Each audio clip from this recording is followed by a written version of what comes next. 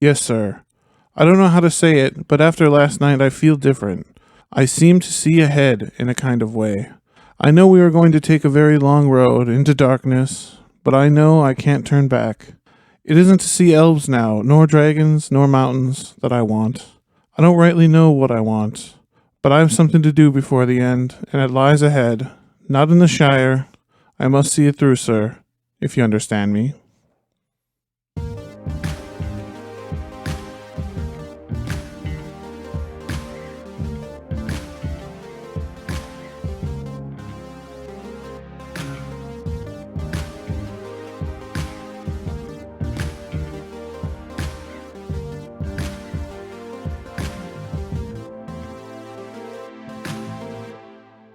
What an appropriate opening excerpt. Opening excerpt there.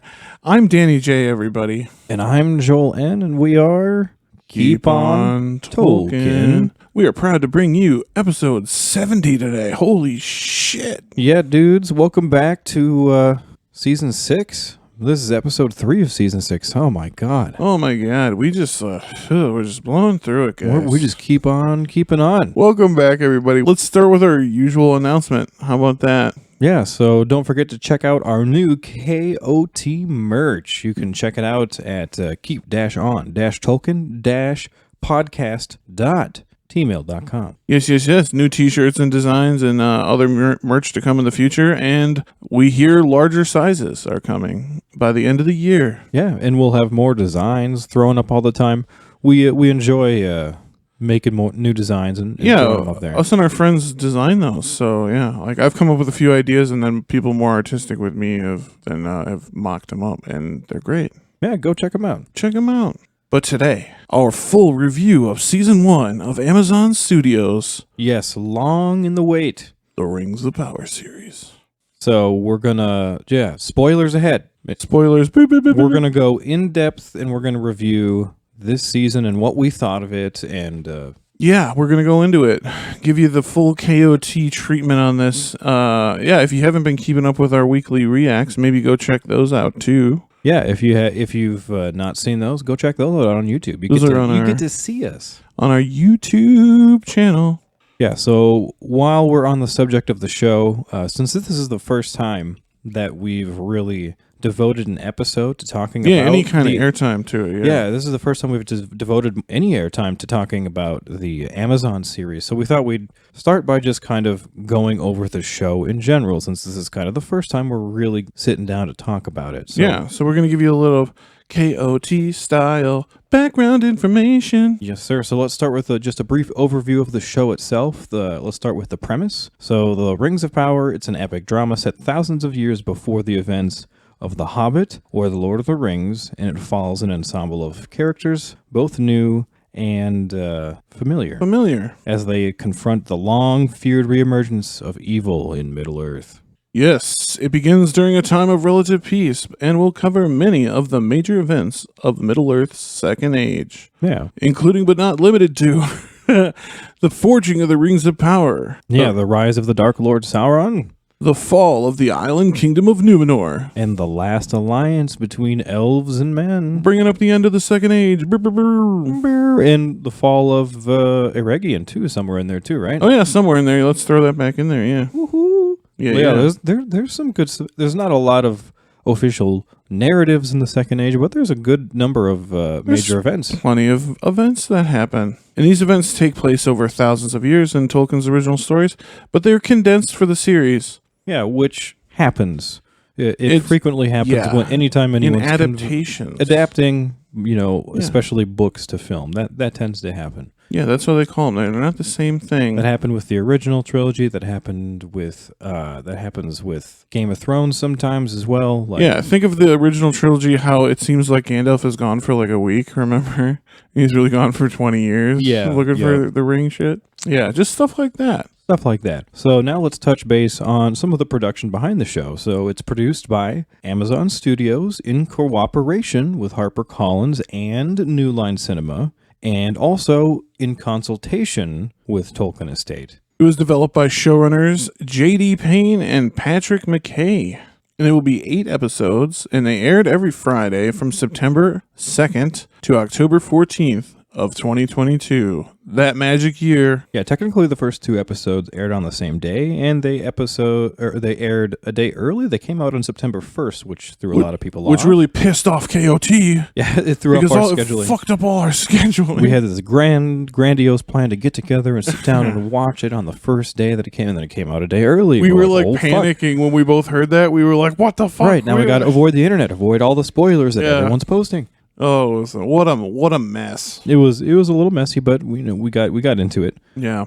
So the show also has a 5-season production commitment, and it's worth $1 billion, making it the most expensive television series ever made to date. Yeah, $1 billion smackaroos American. Yeah, that's a lot of pressure. I don't know how much that is in the money where you're from, wherever you're from listening, but it's worth. Yeah, Google Convert.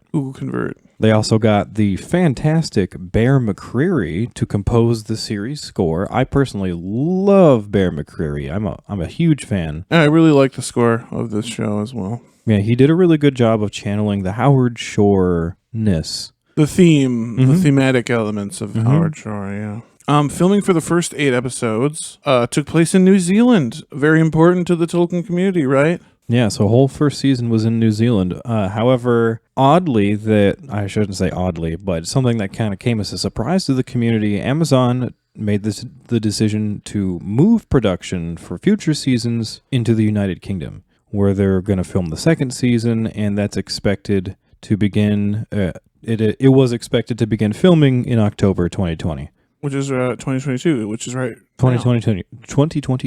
These 20 dates are hard to say. Yeah, so that's just a little background on the show if you didn't know. How do you feel about it moving from New Zealand to the UK? It felt kind of sacrilegious. In a way, right? Yeah. In a way. But they did make a good point when they said they were moving, and I read this somewhere. I don't know if you had this in here. But it said that Tolkien originally was inspired by Britain. Yeah. So, like, why can't we find these places in Britain? Yeah, it's true. Which is like a good fucking point, but I don't know. Like at this point, New Zealand is Middle Earth, in my opinion. Mm-hmm. As far as the film trilogies are concerned, yeah, it's all true. Because the New Zealand Film Commission invested in its people, and produced those little horror films. Fantastic country for film. Yeah. So let's dive actually a little deeper into the origins of the show. We're going to take you kind of through a little timeline of the process, where it began and how it came to be. So, like I said, this is the first time we've ever really gotten to sit down and talk about the show in depth. So we're going to give you, all the background on the show that we find to be relevant. Yeah. So, in July of 2017, a lawsuit was settled between Warner Bros., the studio behind The Lord of the Rings and the Hobbit film trilogies, and the estate of J.R.R. Tolkien, upon whose books, obviously, the films were based. Yeah, so with the two sides, quote-unquote, on better terms... Does that mean now that Christopher is dead? I think essentially that's what it means. That's when a lot of the wheels started turning. Which is kind of sad. Mm-hmm. Just like we're on better terms because that old coot Chris is out of the picture. I hope that's not how it is, but it kind of seems that way. It kind of seems that way. So they settled this lawsuit prior to Chris dying, I think. And they began offering the rights to a potential television series based on Tolkien's The Lord of the Rings to several outlets, including Amazon, Netflix, HBO, with a starting price of $200 million USDs. Woo. That's a good chunk of money. Good chunk of money. And Amazon emerged as the front runner by September of 2017 and entered negotiations for the show. Uncommonly for programming developments at the studio, Amazon CEO Jeff Bezos, Lex Luthor himself was personally involved in the negotiations. Credit where credit's due. I heard the dude is a big Tolkien fan. Mm-hmm. And I can't talk shit about... Well, I can talk shit about other Tolkien fans, but yeah, we have that in common, I guess. If me and the richest man have anything in common, it's that we like the same book, I guess. Yeah. Cool. Which, it's nice. I don't know if it's necessarily an entirely redeeming. Does it make up for the evils of capitalism? I don't know. We'll let our listeners decide. Let the listeners decide. We'll throw up a Twitter poll. So, as a fan of the franchise, Bezos had previously given Amazon Studios a mandate to develop an ambitious fantasy series of comparable scale to HBO's Game of Thrones, which was the big thing at the time. Mm-hmm. And before they shit the bed. Game of Thrones, oh my god. Yeah, so this ambition is what kind of led Amazon to be the lead contender for this project. Hell yeah. So on November 13th of 2017, this is when Amazon acquired the global television rights for this show for close to $250 million. That's a lot of money for the rights. Yeah, Amazon's streaming service Prime Video commits to a 5-season series with the possibility of spin-offs as well. Yeah, that's going to be interesting. We'll see where that goes. Good or bad, I'm not sure. Yeah, the budget was expected to be in the range of $100 million to $150 million per season. Yeah, in January of 2020, this is when Amazon announced publicly that the first season would consist of 8 episodes. And in January of 2022, that's when Amazon revealed the series' full title, The Lord of the Rings, The Rings of Power. People went apeshit. They went crazy. At the end of filming for the season, the crew were unsure when filming for the second season would begin, though they were expected to be on hiatus for at least 1 year to allow post-production on the first season and writing for the second season to be completed. This is also all during the pandemic, so there was a lot of shit going on. All during the plague. So pre-production for the second season was expected to begin in the UK in the second quarter of 2022, taking place concurrently with post-production for the first season, which was still continuing in New Zealand until June of 2022. But this change of location, so the factors that went into this is what we found as to how they explained it away, why they decided to switch locations from New Zealand to the UK. It was cheaper, but go on. Yeah, ultimately, I think that's what it's going to come down to. Yeah, and they honestly even said that as one of the reasons. So Essentially Amazon had already heavily invested in UK studio space for several other productions. So money. There was also a belief amongst the creators that the UK would be, quote, a more economical choice, end quote, following the high cost of making the first season in New Zealand. So again, money. Right there, cheaper. The opportunity to film in other European countries near the UK was done for the series Game of Thrones. And weren't they shooting in like Croatia and shit like that or something for the Game of Thrones? Yeah, so they're just looking at Game of Thrones and like, they did it in the UK, so that's kind of what that's sort of what their goal is they want to be the next Game of Thrones. So. I want to be Game of Thrones. The Tolkien estate wanting the series to be filmed in the Tolkien estate also wanted the series to be filmed in the UK since, like we mentioned earlier, Tolkien was inspired by actual locations there for his books. Yeah, so I can definitely understand that for some of. I can dig that one. Like some of the structures and you know, I guess I don't know much about the landscaping of the UK. Is it comparable to that of New Zealand and all those beautiful? I don't think so from geography class, but I've never been there. Yeah, what do you guys say out in the audience? Let us know. Yeah, let us know what y'all think, because y'all are an international audience too, so it'd be interesting to see. Should they have moved from New Zealand? Is it a sacrilege? Is New Zealand Middle Earth now? Are we going to get the same quality of landscaping shots? Yeah, we'll see. What do you guys think? There's definitely some beauty in the UK too. That's totally true. Oh, I'm sure. It's not all just tin factories and wharfs, you know? Oh, and this final point for explaining why they moved. This I thought was kind of funny. So there was also the fact that the New Zealand's restrictive pandemic-era border policies had prevented Amazon executives from visiting and monitoring the production. So they were pretty butthurt about that. Yeah. But ultimately, production for the second season began in the UK on October 3rd, 2022. So it is well underway in the UK. Yeah. For 17 days already when we're as of filming this. Oh yeah, I was gonna say this is much later for everyone else. All right, let's go through the episode list. Let's do it. So 8 episodes. Episode 1, A Shadow of the Past. And that premiered on September 1st, 2022. Yeah, so this was the series premiere. They did the first 2 together. But episode 1 is when Galadriel is disturbed by signs of an ancient evil's return. Arondir makes an unsettling discovery. Elrond is presented with an intriguing new venture, and Nori breaks the Harfoot community's most deeply held rule. Episode 2, we got Adrift, which also came out on September 1st of Yeah, the 2022. same day. Mm-hmm. This is when Galadriel finds a new ally. Halbrand. Elrond faces a cold reception from his old friend, Durin. Nori endeavors to help a stranger, Gandalf. Well, we're not entirely sure. Well, I guess it could be not official, it's and not they official. love to do fake outs. They do. It's going to break my fucking heart if it's not Gandalf. Oh my God. I could see with how much they've been doing. We'll get into it. Erendir, he searches for answers while Bronwyn warns her people of a threat. Next, episode 3, Adar. This was on September 9th that it came out. This is when Erendir finds himself captive by the orcs. I think I really like this episode. This one was cool. This is the episode with the tree. Yeah, I loved the tree bit. I loved the tree bit. This is also when Galadriel and Halbrand explore a legendary kingdom known as Numenor, and Elendil is given a new assignment to watch Galadriel, and Nori faces consequences for her actions within her little tribe of Harfoots. Yeah. Episode 4 is called The Great Wave, and that came out on the 16th of September of 2022. This is when Queen Regent Muriel's faith is tested. Isildur finds himself at a crossroads. Elrond uncovers the secret.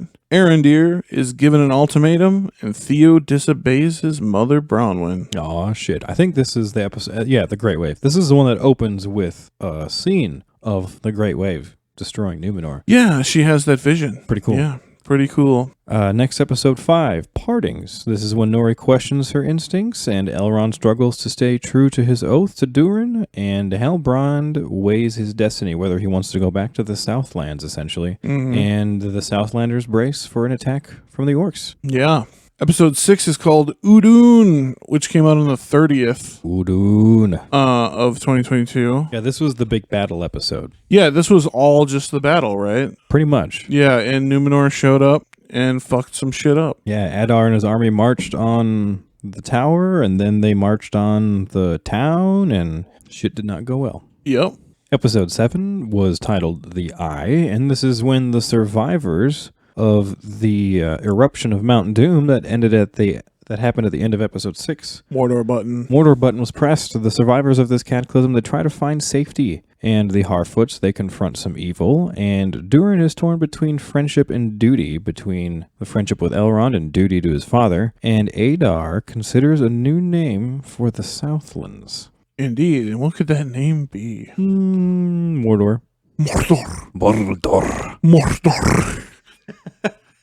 It's so fun to do. And then, of course, we come to the finale, episode 8, which was called Alloy. And that came out on the 14th of October of 2022. Galadriel and an injured Halbrand, they arrive in Eregion.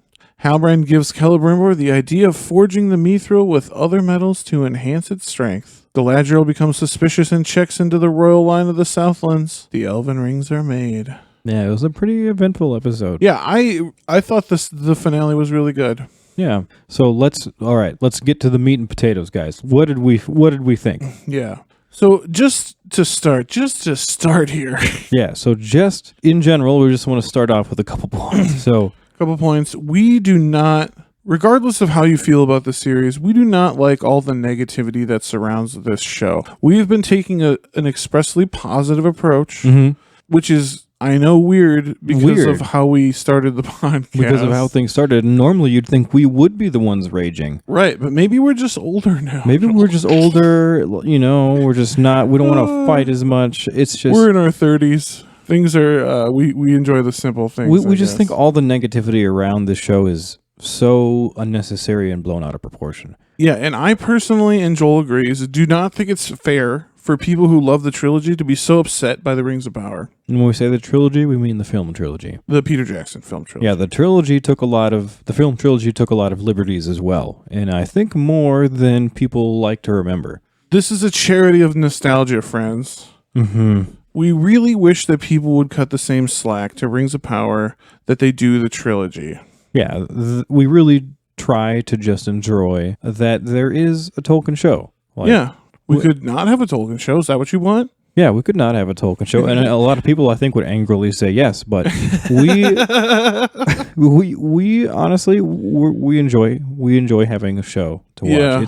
It's not the worst thing in the world. No, and we realize, as also students of film, that film and literature are two different mediums, and they do not directly translate. And And that is why it is called, friends, an adaptation or adaptation. Adaptation. It is an adaptation. It is not exactly it. Yes. It is not a carbon copy. It is an adaptation to a new medium of art, people. Yes. Now, that being said, that does not give them full freedom to fuck everything up. No. And we will get into that, because they Yes. did seriously fuck some shit up. Sure did. Okay. So, aside from that, getting into things a little further. So, when we were thinking about how to really review our thoughts on this season in an organized manner, it really just came down to what we always do. You make a list. So, we made a list of pros and a list of cons for the season. Things we liked, things we didn't like. Yeah, good way to break it down. So we're going to start with the cons. We're going to get the raging out, because we know that's what everyone wants to hear, because there are so many things to tear apart. Yeah, then you can all turn off the episode and go be pissed off. If you want, yeah. And then we'll end. We wanted to end with the pros, because we wanted to end on a positive note. Yeah. And just a spoiler alert, we did ultimately end up with more pros than cons. Which I felt is how the ratio of our cons to pros, I feel like is pretty even. Well, it's a pretty good depiction of how the series overall went. Yeah. I wasn't really sure how this was going to turn out when I started the list. I was like, I don't know. Is it going to have more cons, more pros? We ended up with more pros. Yeah. And I think that's appropriate. It's appropriate, I would say. So let's start with the cons.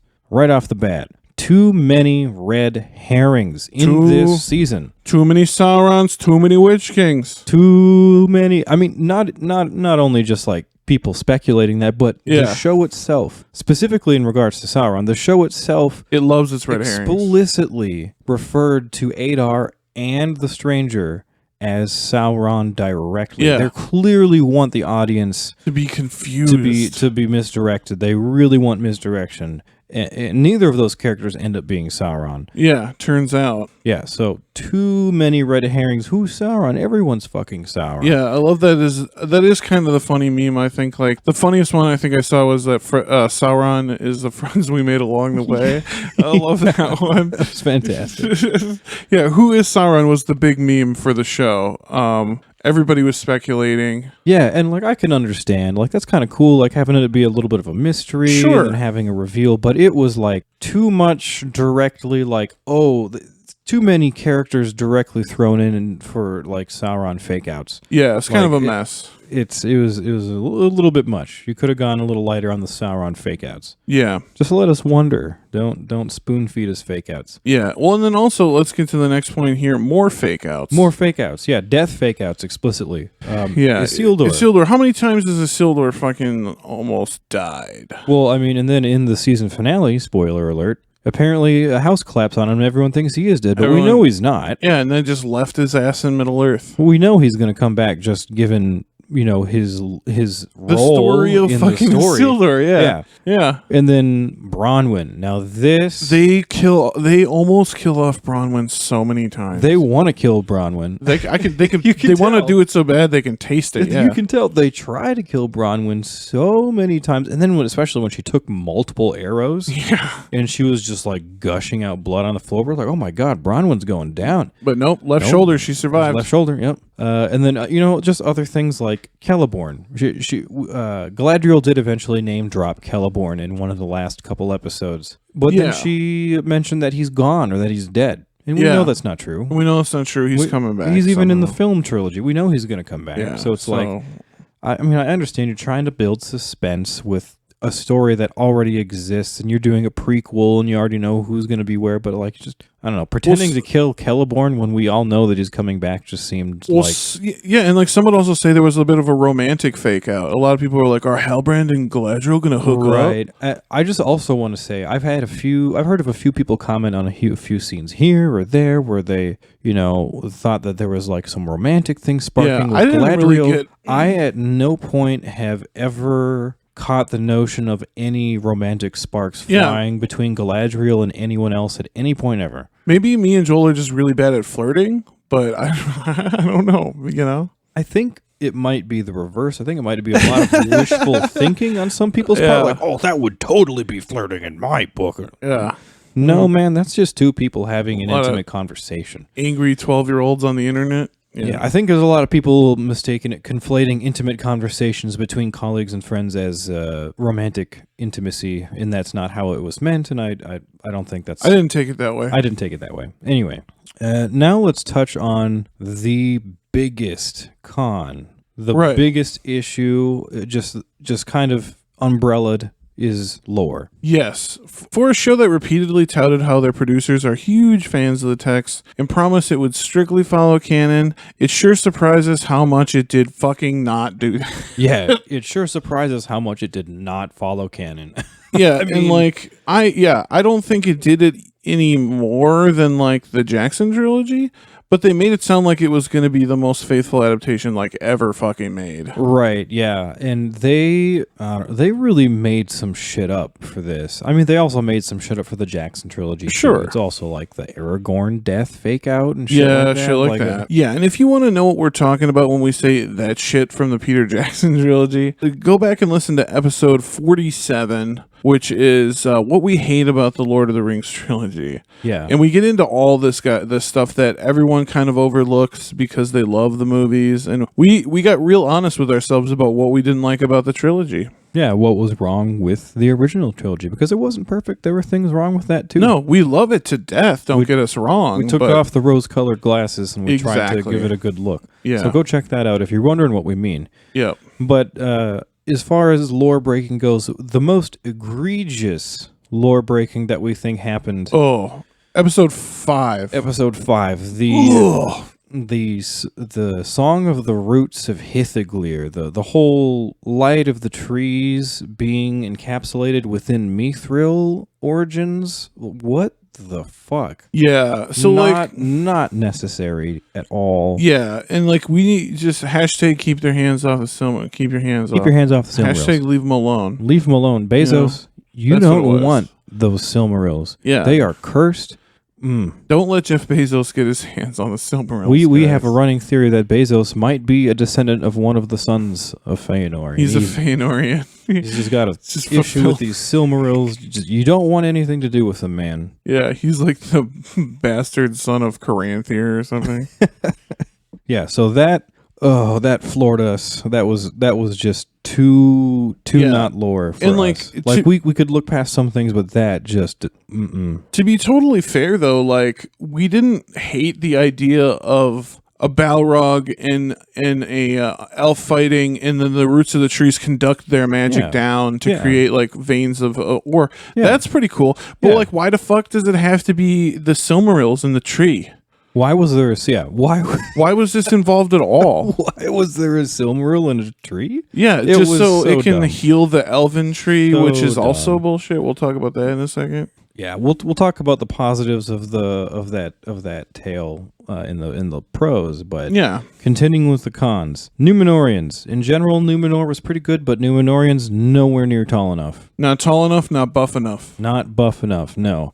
Yeah, we need some buff dudes. We need some big, tall Numenorians, man. I want to be intimidated. I want to get a scared boner. And as a tall person, I should have been able to cast this. Just be like, I'm 6'7". I will cast the Numenorians. Everyone has to be at least as tall as me. Yeah, that's it. You have to be at least 6'7" to ride, you know? But yeah, Numenorians aren't tall enough. Yeah, because some of the Numenorians were straight just like blokes. They were all normal. They were all normal ass people. All normal ass people. You know, some of them kind of ugly, kind of fat, kind of short. You know, like they didn't properly give them the Dunedain treatment. The culture they went with like a Roman influence almost. Yeah, I'd say that. Yeah, very Roman Empire-esque. Yeah. So, aside from the Numenorians, how about that Malorn tree in Khazad-dûm? That Joel took a lot of umbrage with. Yeah, because those are two things that are very important to Joel: Malorn trees and Khazad-dûm. And Malorn trees are a very strong symbol of friendship with elves, which was not something the dwarves would have had at that time. No, nor could you let it grow there, right? Yeah, no. You're not going to have a Malorn tree growing underground. The soft, mossy forests of Lothlorien. Yeah, and they only take in certain places. Like that, the Malorn trees wouldn't even take in Lindon. Yeah, it's too cold there or whatever. Take under a mountain. Yeah. Not unless the dwarves invented some kind of climate control. I'm not sure, though. Or Galadriel sprinkled some Magic dirt. magic dirt. Yeah. Which she certainly hasn't been there. Yeah. Yeah, so we weren't a big fan of the Malorn tree in Khazad Dûm, and likewise, we are also not a fan of the Great Tree in Lindon, whatever the fucking the Great Tree is. Like, it seems like these showrunners, they wanted, like, every great elven kingdom has a tree at the center. Yeah, I think they're That's just what they trying, lead us to believe. I think the people who made the show are just like, I think audience members are going to associate elves with Malorn trees, and they're going to want to see Malorn trees wherever there are elves. And no, man, that's just not. That's not right. The only place in Middle Earth that Malorn trees would actually grow is Lothlorien. That's it. Well, in the Shire. Oh, and then the one that got planted in the Shire. That's true. Yeah. So they will grow in the north if you have magic dirt. You got to get that magic dirt, bro. Gotta get that magic dirt.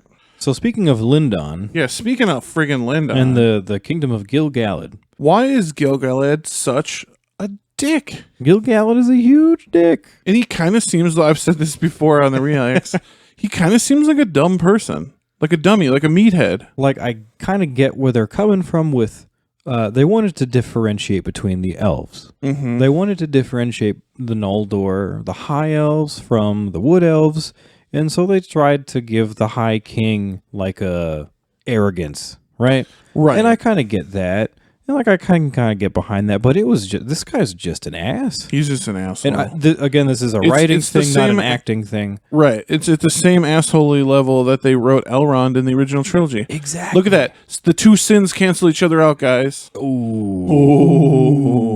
Because Elrond's right in this version, and he's wrong in the other version. Yeah, Elrond, man. I ended up actually really liking Elrond. He's my favorite character. So moving with the cons, the credit song using the Rings of Poem in episode 8. Oh, yeah, the finale. Is it the credit? Yeah, the credit song of the finale, right? Yeah, the credit song in the finale. That, to me, was just so clearly derivative from the song at the end of The Two Towers. Like, it felt like it was in the same key, even. Like, Yeah, I don't know much about music, but it did seem very... It seemed not just inspired by, but like I said, I feel like there's a line between derivative. Yeah, that you cross where there's inspired by, and then you cross line, and there's just derivative, and that felt derivative. It just was just like uninspired. Just let's. I want something just like at the end of The Two Towers. Just copy that song if you can. Get as close to it as you can legally. Like, that's what I feel like they said. That's what the people want. Yeah, I wasn't a huge fan of that song. Yeah. More in episode 8 that we weren't a fan of. The creation of the 3 rings and why. Biggest one, it's done out of order. Right, way out of order. The 3 elven rings were literally the last of any of the rings, even after the One Ring. Yep. So it was just, I wasn't a fan of getting those done first, because that's supposed to be a lot of buildup. Mm-hmm. It should have been more significant, and they did it so just kind of quick and lackadaisically. Like, well, and Celebrimbor makes the 3 last in secret, right? So the other ones have already been made and distributed. Where the fuck are those rings? Right, yeah, I mean, technically within the show, I think they're just fucking up the order. I don't think it's implied that they've been made, but it's... Yeah, I don't fucking know. I don't know. And then when they're getting into the creation of the 3 rings, the 3 stones, I feel like there's a lot of significance put behind the mithril that had to go into making the bands, and the specific purest silver and golds from Valinor that had to go into making the bands, but then the stones are just like, oh yeah, here's a couple stones. Yeah, they had these stones sitting out on Celebrimbor's desk like they were incredibly important, but they don't seem to give any lore. They even had Halbrand stop and comment on, these stones, I've never seen anything like them. Who is, spoiler alert, is fucking Sauron, right? So, like, if he's saying if Sauron, the Maiar, the Smith Maiar, is literally, like, wow, these gems are fucking crazy. Like, give us some more background about that shit. Yeah, give us anything at all. Anything. Nothing. They didn't even. I was also kind of surprised that they seemed to make the creative choice to not cut. They're uncut gems, yeah. Which is weird. I thought it was a little weird because the shaping, the cutting and shaping of gems is what the Noldor, that's Noldor are known for. They would absolutely cut, shape, polish. Yeah, all that shit. They'd be looking as fine as you can get a gem to look. Yeah. So let's just touch on the 3 rings real quick. Yeah, just a little reminder. The reason we're bringing up the literal descriptions of the rings is because it was a little bit off. So Narya is a gold ring with a red ruby, which was gold and red in the show. Mm-hmm. Nenya was a purely mithril ring. So it was silver and white colored with a quote-unquote white stone, presumably a white diamond of some kind. And they call that white silver color, they call it the color of adamant. Adamant, yeah. It's the ring of adamant. Mm-hmm. In the show, Nenya was kind of like a twisted band of what looked like some gold and some silver together. It wasn't straight silver. It's supposed to be like almost like a white ring. Yeah. It's supposed to be beautiful. And then Vilya, it's traditionally it is a gold ring with a, quote, great blue stone, end quote, probably a sapphire. So it's saying it's a great blue stone would mean it's bigger than the other two, right? Yeah, it's also explicitly the strongest of the three. Yes, rings, indeed. Power-wise. Power-wise. And so I would also, this is just me making a connection, but I would assume that it might have something to do with the great blue stone being a great stone. Yeah. Great to me means big. I really wish they would have done more about the stones. Tell us about the stones. Tell us about the Noldor fucking loved stones. gems. Yeah, tell us about it. It's Noldor shit, you guys. You're gonna make up some shit. Let's make up some shit about the cool ass stones. Like, yeah, why not? Anyway, well, so like, where do we go from here, right? So what about the other rings? Are they going to have Halbrand come back as Anatar and do yet another fake? Yeah, didn't they blow that whole Anatar twist? Like, I wanted to see Anatar, I feel like they've essentially swapped Anatar for Halbrand. Anatar's been on the show, remember? We ran into him in the Christmas special. When Gandalf came to our house and beat his ass, remember? Mm-hmm. Yes. That really happened. Truth, 100% truth. Yeah, go back and check out our holiday special. Yeah. Okay, and so the last thing we have on our cons list, the timeline issues. This is the one that really grinds my gears. This grinds Danny's gears, probably because it has a lot to do with Númenórean history specifically. Yes. Or Dunedain history specifically. Because we should be getting more of like...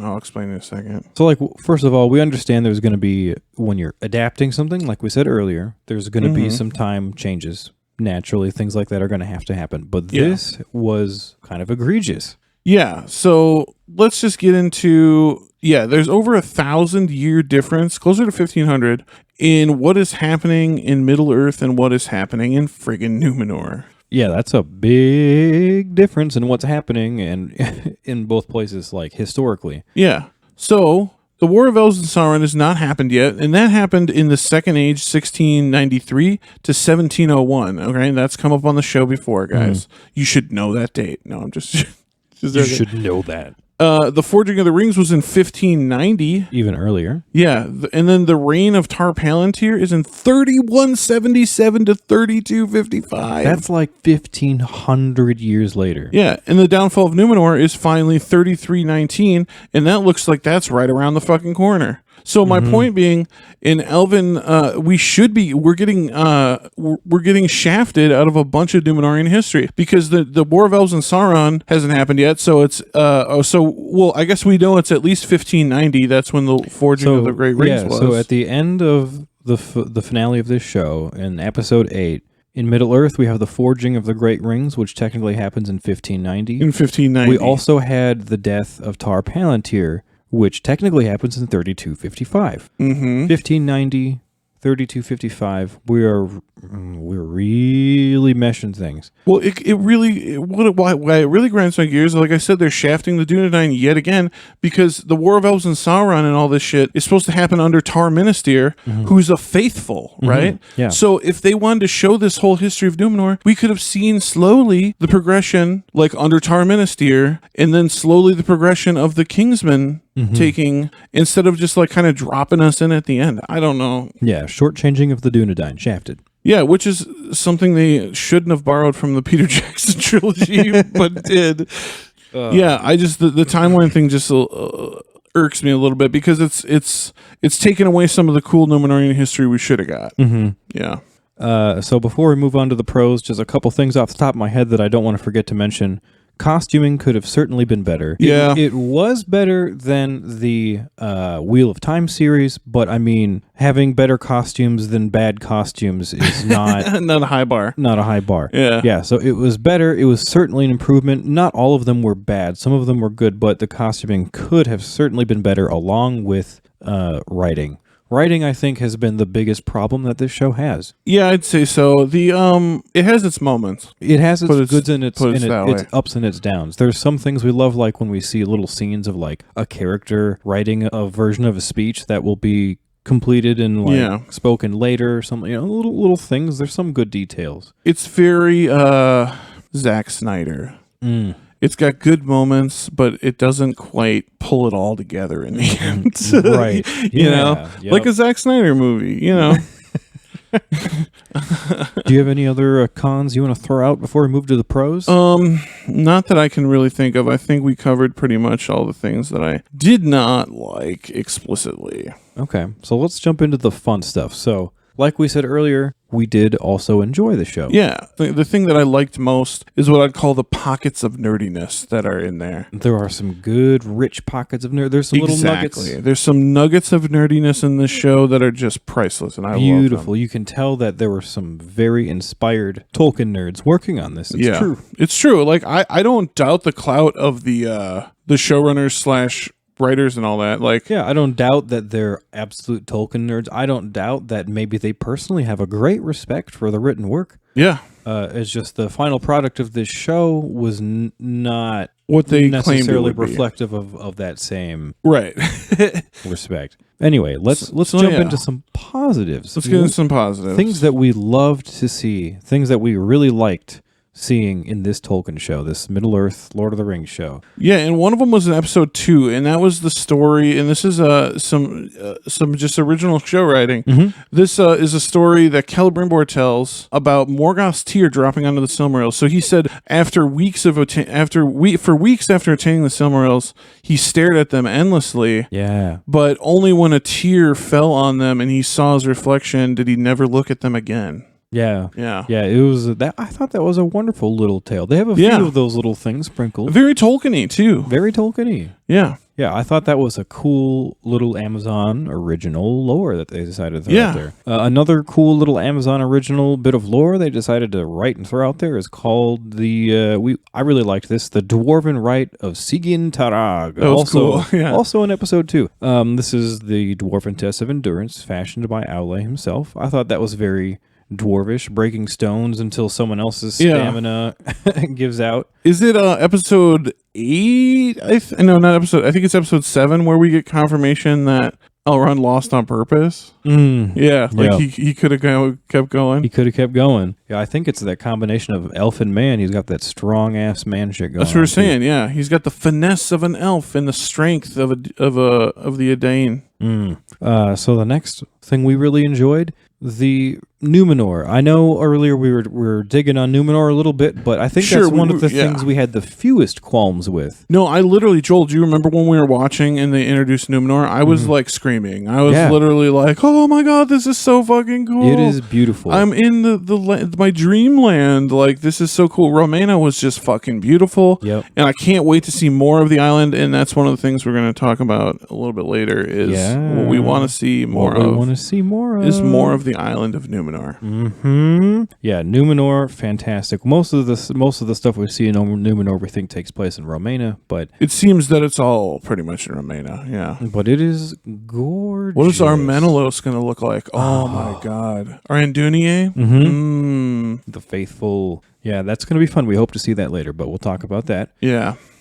We also thought, just in general in this show, the behaviors of the different races was pretty accurate. The little like quirks that they added in for the characters. Like one of the things is what we just talked about, the Rite of Sigyn Tarag, Yep, right? That very was one of them. dwarvish, Very dwarvish. And then also the elves the tree thing. starting a fucking slave revolt instead of cutting down an old tree. Yeah, because they wanted to save the tree. That was so Tolkien. That like, was so elvish, so Tolkien. Arondir crying as he cuts down a tree is like one of the saddest things I've ever seen. And then also early versions of hobbits being like these scared little hide, and that we thought that was very appropriate too. Yeah. Very hobbit-like creatures. Yeah, it's like a primitive type of hobbit culture would just be disappear, right? You know, Yeah, and that would be kind of left over in their DNA, so to speak, when they're really good at it in the Third Age too. They can just fucking disappear. They're usually just like little English people walking around, but they could fucking disappear at the drop of a hat. Yeah, so the behaviors of the races we thought was pretty accurate. We liked that.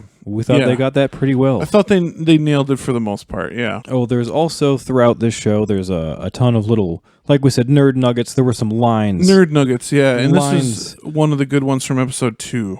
This is when... Sadek, right? Yep, Sadek says, they're talking, this is after the stranger falls from the sky in a meteor, and they're discussing it with Sadek, and Sadek says some real nerd shit. He says, quote, "I've heard of people turning into stars, never the other way around." And it's like Sadek knows the tale of Eruption, you know? Old wise man. Yeah, and like I let's just take a second. I really like the Sadek character. I loved Sadek. Yeah, like And his I was very Hobbit sad. lore master is a cool position to have. Like, you know. Yeah, I was very sad to see his character go, but Yeah. I loved Sadek as a character. He was great. Yeah, he was really cool. I kind of wish we would have seen him mingle with Gandalf a little bit more, or who we think is probably Gandalf.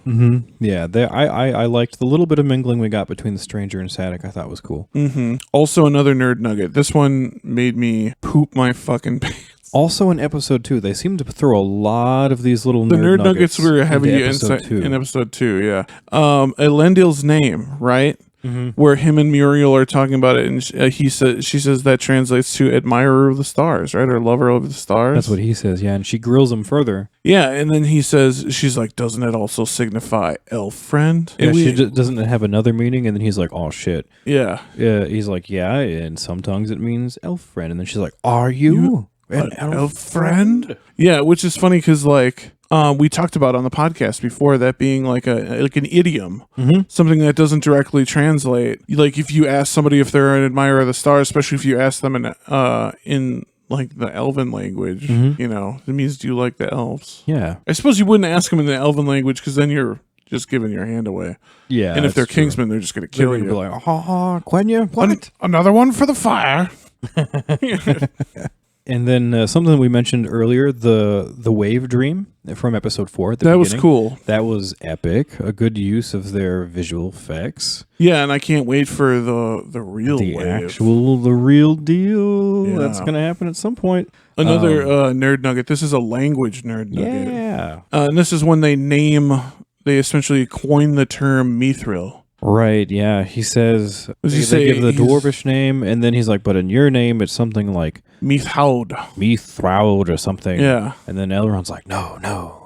Mithril. Mithril. Yeah. Nerdy language shit. Yeah, that's really cool. I love it. Oh, and this next point could actually be added back to that character, the behavior of the races. This is Disa's plea to the mountains. Yeah, after there's a collapse on some miners, Disa, there's a ceremony where Disa and some other people, they chant. They chant like a dwarven chant. It's really mesmerizing, and it's really cool. I like this scene a lot. it was really cool. And afterwards, Elrond asks her what that was. Well, what was this whole ceremony? And Disa explains it was a plea to the mountain to release the miners alive. Yeah, Which was really cool. and then they find out later it fucking worked. They all worked, lived. Yeah. They did all live. I just thought that whole ceremonious plea to the mountain and the chant. It was really cool. Yeah, like gorgeous. It was fantastic. Yeah, I really liked that. Very That was dwarvish. cool. Again, yeah, very dwarvish. Very dwarvish. Another thing. This is another thing relating to the Khazad-dûm place.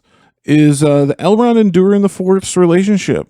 Yeah, this is probably, I think, hands down, our favorite relationship. Yeah, and well, just because Elrond's my favorite character, so anything to do with Elrond is my shit. Yeah, the fact that Durin the Fourth resents Elrond for having been gone for 20 years, and then Elrond didn't even realize he did anything wrong. Which is one of these things. Yeah, this is kind of another nerd nugget as well, because it's like it's something you think about as a mortal being friends with an immortal. This would be your biggest fucking problem. Yeah, it really emphasizes the exceedingly long lives of the elves and how disconnected they can be from reality because of it. Yes. Yeah, so Tolkien touches on this concept a little bit in the tale of the Mariner. Aldarian. Aldarian and Arendis. Yes. Arendis kept coming to mind, but I was like, what's the Mariner's name? I want to say Aerendiel, but I know it's not Aerendiel. It's not Aerendiel. Other Mariner. Aldarian the Mariner. Yeah. Aldarian the Mariner is a mariner who's Numenorian, so he has an exceedingly long life, and then his love interest does not. She's not of the line of Elros, so she doesn't live quite as... She lives longer, but not quite as long as... So being long-lived and being that he's a sailor, he'll go out for long... years and years 7, and come back. 8 years at a time. Won't mean anything to him. Means a lot to her. Yeah. Considering she has a shorter life. Yeah, so that was the only time Tolkien ever touched on that in the text. So we really loved seeing that concept being touched on here with the elves. Absolutely adored it. I'm glad they between brought it Elrond and Durin. Very cool. Very cool. And then more about the relationship between Elrond and Durin. Another nerd nugget, a sad and cool nerd nugget. Yeah, when Durin is complaining to Elrond about his dad being... an angry old goat. A prick. A prick. And Elrond gives his daddy's speech about how his dad is a star, basically. Yeah, he's like, I never got to know my dad, dude. He's flying up, and he's literally flying around up in the sky. I love how, my dad abandoned me. Spoiler alert. I've definitely said that on the show before. Mm-hmm. But so I have that relationship of fuck that guy. But Aerendiel's dad is off doing the most important thing in the universe. Mm-hmm. So how would you feel about your father? Yeah. He at the end of the day, you never got to know him because he was off doing important shit. He did ultimately leave you as a young boy. Yeah. So it'd be a weird way to feel about your dad. But he does say that, my dad, I never got to really know him. So, if you have the opportunity to know and love your father, do not give that up. Mm-hmm. Yeah, it was a cool scene. We really enjoyed that whole conversation, and then the daddy speech. On I love Elrond's daddy issues. Yeah, I love him. We thought it was cool that they brought that up. We really enjoyed it. So what else here? Durin the Fourth. When he's invited to Lindon for dinner, and he tells, this is really funny, when he tells the Gil-galad that they're eating on a table made of essentially a sacred stone that is highly valuable and only used for monuments and tombs used for the honorable dead. Yeah, so clearly sacrilegious that they would be eating a meal on this sacred I love what Gil-galad does too. He's like, we will send the table home with you when you leave. Of course. Yeah, of course. So sorry for our sacrilege. And you find out at the end of the episode that he's totally full of shit. Yeah. And he says to Elrond, Disa's been begging me for a new kitchen table for a long time. Honestly, that scene right there was what solidified Durin and Elrond being my favorite relationship in this what show. I love about that too is Elrond could have sold him out and been like, hey, bring the joke's over, bring the table back. No. But he's just like, let it fly, fuck it. He doesn't need the table. He's Gil-galad. Fuck Gil-galad. It'll be fine. We'll get another table. Yeah.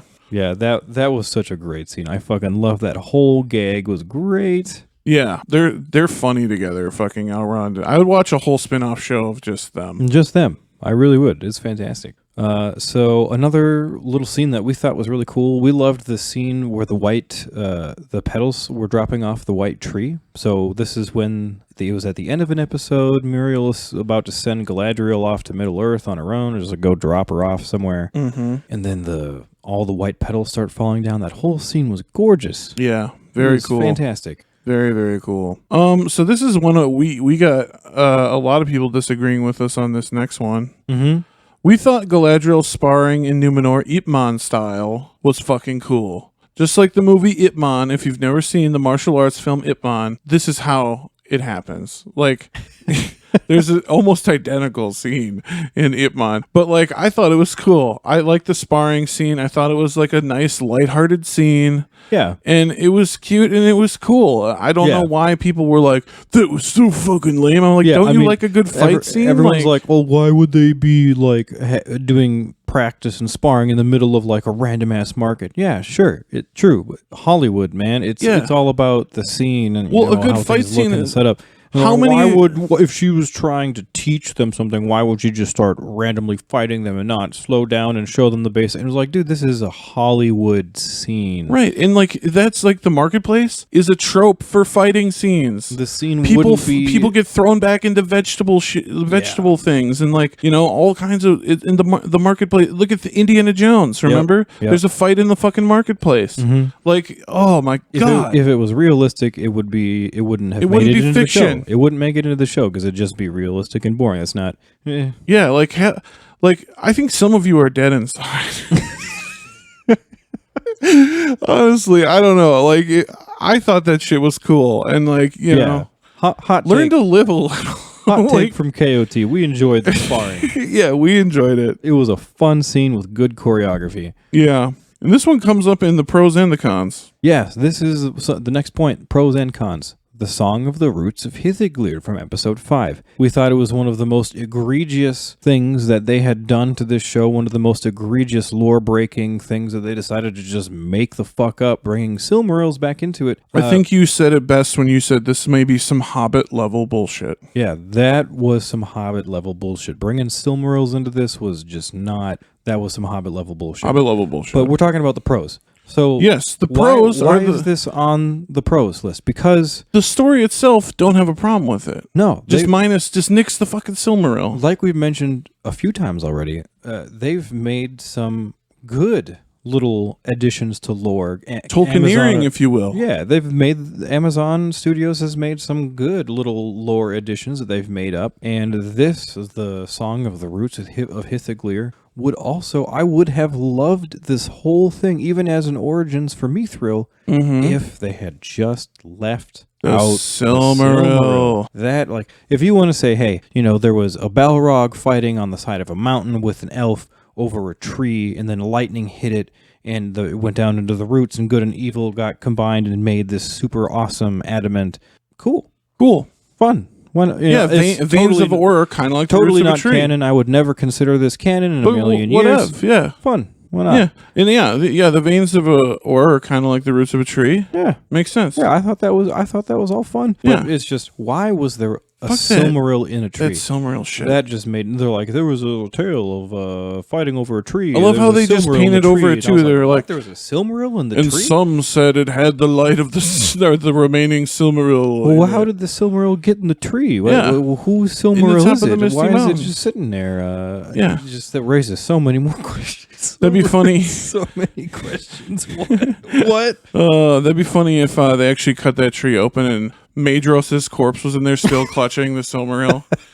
Just like that. Oh shit, it was the one from the earth. Oh shit, it grew back and the root got caught in some roots and grew up. Oh shit. Oh yeah, no. We're talking about pros though. So Song of the Roots of Hithiglir. Cool story. We loved it. We thought it was a cool story minus the Silmaril. Get that Silmaril out of there, guys. Get it out of there.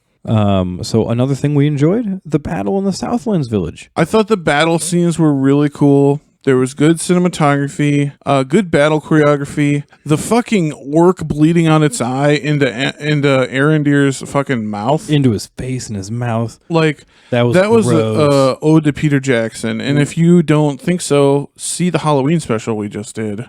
Yeah, where we talk about all the gross shit that Peter Jackson's known for. Because Peter Jackson is a depraved, disgusting person. He loves the nastiest. He loves like poop gags and throw up gags and blood and he loves all the most disgusting things. If it makes you cringe, he's gonna love it. Yeah, I've never seen a character eat an actual piece of shit except in Meet the Feebles. And that whole eye gouging scene, it may or may not be an homage to the Italian horror flick Zombie by Lucio Fulci. That it might be. If not, it's awful similar. But the eye does get gouged in the Fulci one. Yeah, but not in this. Yeah, but this whole battle in the village was really fun. It was kind of reminiscent of Seven Samurai to begin with. Yeah, I was feeling some Seven Samurai, except there was one samurai, and his name was Arendir. Arendir the Samurai. And I really like, as cons go, as far as made-up characters fucking go, Arendir's dope, and I really like him. Arendir, I'll say that. Hot take. I should have added Arendir onto this list because Arendir is one of the things I like about this show. He's maybe one of the most elvishy elves I've ever seen. Yeah. He's great. Yeah. Great Amazon original character. Yeah, great actor, too. That guy really pulls it off. But this whole battle in the Southlands. This is pretty much all of episode 6. And then the episode ends with another thing that we loved, the eruption of Mount Doom. Yeah, the Mordor button. Mordor button. That was fun to watch. I mean, we disagree with how it happened. The logistics of it. The logistics of pouring water onto an open thing of lava wouldn't make that happen. But just in general, we loved watching the eruption of Mount Doom. That was cool. It was cool, yeah. The pyroclastic flows were pretty sick. They were pretty intense. Even though they would have killed everybody. Even though they would have vaporized everyone. They were cool to watch. But cool to watch. So another line, just a random line we really loved from episode 7 was when... And this goes back to the Durin and Elrond. Elrond relationship. When, what is it? Durin says, "You're a rather dwarvish elf," and Elrond retorts with, "You're a rather elvish dwarf." We really liked that. That was cute. Was fun. That was a fun. Yeah, I just love to pieces. I adore their fucking friendship. Mm-hmm. I adore the Durin's family too. Disa's really great. Disa's great, and then the kids being off screen. I love that. I choice. love that concept. I like that creative choice because they're like, "Are we going to try to show dwarfish kids now? Children? Let's not even bother. Let's keep them off screen." Well, people lost their damn minds when they didn't. The women didn't have beards. I know, and honestly, I wish they did. But yeah. Well, one more for the cons list. Learn to accept it, and then one more for the pros list too. I suppose. I suppose. And then another thing that we liked, probably one of the last things on our pros list, the fight between the stranger and the mystics in episode 8. Oh my god, this got me going. This was fun. It was also reminiscent of the trilogy, but in a good way. Yes, this was a good reminiscent of the trilogy. Like the way that they used the staff to beat around Gandalf's ass in the beginning, very reminiscent of Saruman doing the same thing. Yeah, in the Lord of the Rings trilogy, in the Fellowship of the Ring, right? In the Fellowship of the Ring, correct? Yeah, and then at the end of that fight, the staff, when Gandalf gets hold of the staff. And he does some serious staff magic. Yeah. That had me going. Our friend Gordon was from Scotland. He fan of the show by the way, forever. He's been our fan since episode 4 or something. Beginning, man. Yeah, Gordon's been around for a long time. Shout out to Gordon. Yeah, shout out to Gordon. He hit me up right away, and he was like, "I was tearing up, man." When he said, "Always follow your nose," I was tearing up. Oh yeah. Yeah. So many Gandalf lines. The fact that there are so many Gandalf lines, but they haven't directly shown us that he is Olorin or Gandalf or any of his other names. We know he's an Istar. We know he's an Istar, but whether or not he's Gandalf, I feel like they're throwing out so many hints that he's Gandalf, but specifically holding back on the confirmation. I feel like this is going to be another red herring. If it's a fake out, I'm going to be mad. I think this might be. I wouldn't be surprised if it was another fake out. If he was just one of the other wizards that's not Gandalf. But I see it. I kind of hope that he is at this point. Yeah. But all right, so that's about everything from our pros and cons list. So let's talk about what we'd like to see in season 2. Yeah, a few things here. First off, the friggin' War of Elves and Sauron. Yeah, it's only 1,500 years late, but we could still get it. Let's go. Let's go already. Bender. Yeah. Yeah, let's go already. And then how about all those other rings, huh? Yeah. Yeah, there's 17 other rings of power. This is supposed to be the rings of power. Yeah, and beside that, how about the Forging of the One Ring? We'd like to see that. Yeah, hoping to see that next season. We also want to see more dwarf shit. This is something we can both agree on heavily.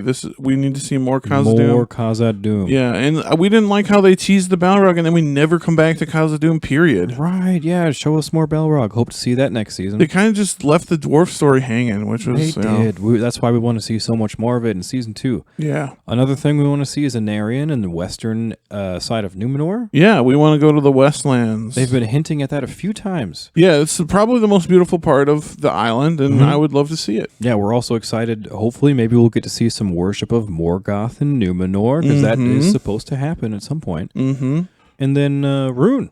Yeah, I'd like to see what's going on over there. I'm excited that they're going to show us something over in Rune. And also something I want to, because there's something still up in the air, is I want to see the confrontation of Adar and Sauron. Because Adar has now set up this kingdom of Mordor, and Sauron looking to conquer some fucking places now, right? They oppose each other. Yeah, and Eddard does not like Sauron. Yeah, Adar tried to kill Sauron. Yeah, and all these orcs are like free men now, right? They're like Right. they're Are like they free gonna- orcs. Are they really just going to fall back under their old oppressor? How is Yeah. this going to work? How is this going to play out? Some Adar versus Sauron? How is he going to take control of Mordor? Yeah, and of course, you take the last one here, Joel. Oh, yes. The one thing that we are probably most excited for in season 2, to see the first... No, I suppose it's not true. He was in the prologue and at the end of the Lord of the Rings trilogy. But we're excited to see Círdan, the motherfucking shipwright. Shafted. Shafted. Shafted. And the beard is non-negotiable on this shit. Non-negotiable. So, This is a make or break the show. yeah, make or break the show, guys. In case you guys don't know, it is confirmed Círdan is going to be in the next season. Yes. And if he does not have a beard, we will be cutting off all content about the Rings Yep. of Power and never discussing it again. Never discussing it again. If he does not have a beard, like we said, non-negotiable. Non-negotiable. Make or break. That's it. So let's get in some. That's about all we want to see in season 2. We're not going to throw too much shit in there because we don't. There's a lot of stuff going on. There's 5 seasons, so Yeah. So let's just kind of wrap things up. Getting to the end of the episode here. Some final thoughts.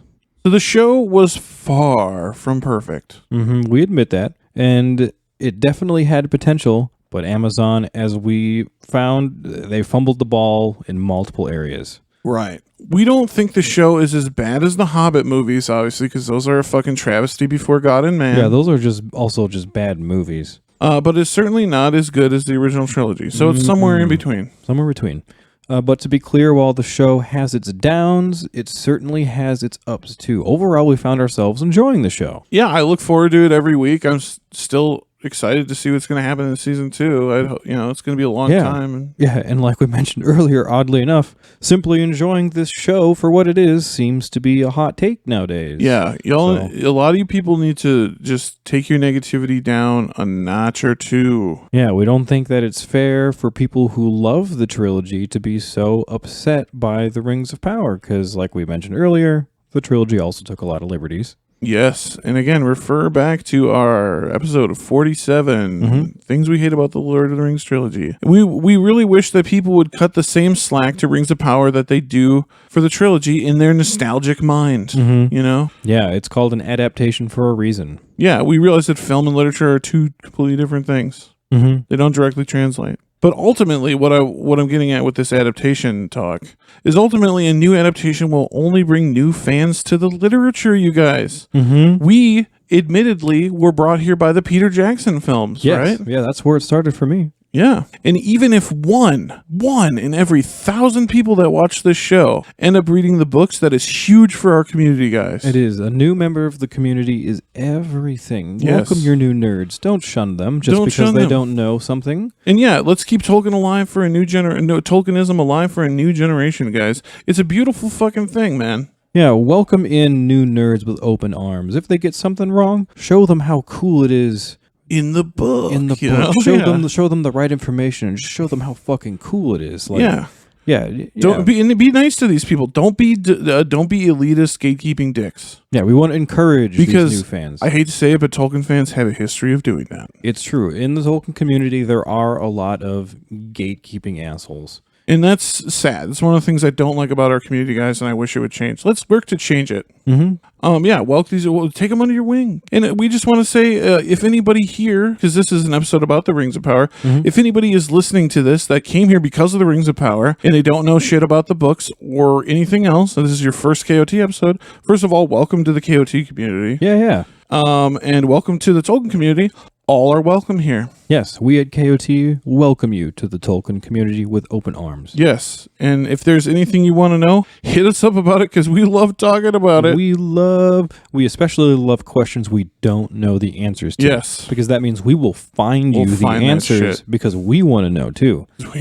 Yeah, exactly. It's awesome. Join the community. Join the community, guys. Yeah, and welcome new people in. If anybody is like a casual watcher of the show, give them a copy, borrow them your copy of the Fellowship or the Silmarillion. Or the Silmarillion even. Yeah, because this information's in the Silmarillion. So yeah, But I think that's about all we have to say about Rings of Power for now. Yeah, that's all we've got for you today, guys, for episode 70. So tune in next week for episode 71. And that's going to be the history of the Kingdom of Khazad-dûm. Yeah, stay tuned. Check it out. Relevant to the Rings of Power series as well. Yes, sir. All right, guys. Thanks for listening to KOT Podcast. We want to throw out a big thank you to all of our patrons on Patreon. Big thank you. Big thank you. Subscribe to Patreon to help support us if you'd like. That's www.patreon.com/KOT Podcast. Yeah, that just helps us bring you the same great content at the same level of quality you come to expect. We're always trying to get better. Subscribing can also unlock some exclusive content. Go check it out. Yeah, and this comes out after Haggerty, right? Yeah. Yep. So if you loved all that Haggerty Museum of Art stuff that we did, and we have a lot of content from that. We've got TikToks, we've got a companion piece, we've got a full episode. Check all that stuff out. If you loved that was all Patreon shit. We could not have done that without our Patreon subscribers. Yes, we owe everything to you. Thank you so much for what you do. And if Patreon subscriptions are not your speed, maybe you're a one-time donations kind of person, that's absolutely okay. We can make that happen. We have PayPal and other services. Just contact us on your favorite social media. We'll make it work. Yeah, any and all donations are welcome and make a huge difference. Mm-hmm. Don't forget to subscribe wherever you get your podcasts. You can go to that platform and do /Keep on Tolkien and make sure to stay up to date with all of our new episodes. And while you're there, please rate us and give us a nice review if you like us. If you don't, just move on. Just move on with your life and, say la vie, Also join us, follow us on social media. Let's do Discord first. Discord is the most direct and active way to talk to us. Absolutely. There's going to be a link in the description. Go check it out. Yep, link in the description. Should be links in the description of pretty much all of our YouTube videos and stuff now. So, the newer ones at least. Yeah. But, so click that link. It opens up Discord. Super easy to do. Join up. Go ahead and join the server. Go ahead and follow us on Twitter as well at KOT Podcast. Yes, for sure. And follow us on Facebook at facebook.com/official Keep on Tolkien. Yeah, and while you're there, don't forget to join the KOT Talk group. Ask us questions and do some discussing, share some memes. It's fun. Join the community. Yeah, also follow us on Instagram at Keep on Tolkien Podcast. And of course, don't forget to check out the merch store. No, you gotta check it out, guys. It's so cool. Rep your favorite podcast. Yeah, and if you were wondering, all those weekly reacts, Joel was wearing merch for most of them. Yes. So if you want to see what they look like, go check out those weekly reacts. Check out that merch. Get your own. Yeah, Trevor was wearing one too when he was on the show. So yeah, go check those out. And that's once again keep-on-tolkien-podcast.tmill.com. All right, guys, that's everything for us today. I am Danny J. And I'm Joel N. As always, keep on Tolkien. Aure and Tuluva. Inject some positivity. Aure and friggin' Tulova.